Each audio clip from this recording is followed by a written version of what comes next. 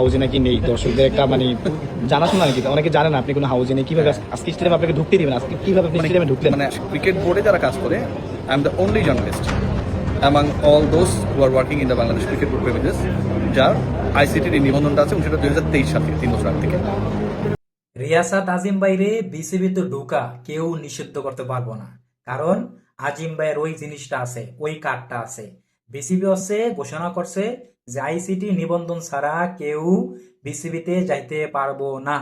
কিন্তু আমার আজিম ভাইয়েরও তো সহজে ফিরাইতে পারা যাইব না। আজিম ভাইয়ের হচ্ছে এই আইসিটি নিবন্ধন গত 23 সাল থেকেই করা।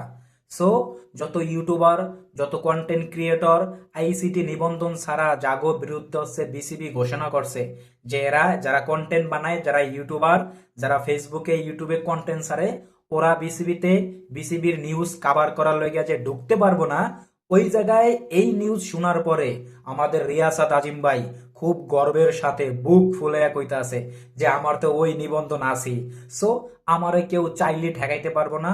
আমি আমার মন মতো বিসিবিতে আমু, আমি এই জায়গায় আয়া আমি হ্যাডাম দেখামু, এই জায়গায় গাড় তেরা কইরা কালো চশমা চয়ে দিয়া এরপরে আমি হচ্ছে কোশ্চেন করব।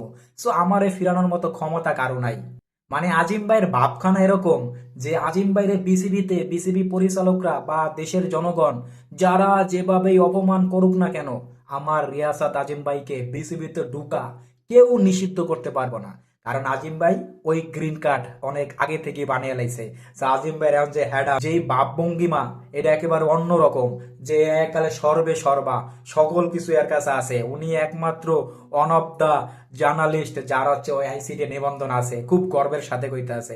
সো রিয়াসাত আজিম ভাই নিজের ওই যে পোস্টের কমেন্ট বক্স গুলো একটু দেখেন, মানুষ আপনারা কি পরিমাণ আমন্ত্রণ করে বিসিবিতে, এরপর আপনি সিদ্ধান্ত নিয়েন। ভাই রিয়াসাত আজিম ভাই হচ্ছে এরকম একটা ব্যক্তিত্ব যার হচ্ছে আপনি ওই যে কুকুরের মতো, কুকুরের একটু আগে মারলেন, আবার 5 মিনিট পরে একটা বিস্কুট দিলেন, ও দেখবেন যে আপনার পেছনে পেছনে আবার হাঁটতে আছে। সো আমার রিয়াসাত আজিম ভাই আছে এরকম যে যে যতই অপমান করুক, যতই মনে করেন যে খারাপ কথা কোক, আজিম ভাইয়ের কোনো গায়ে আসে না, কোনো গায়ে মাখবো না।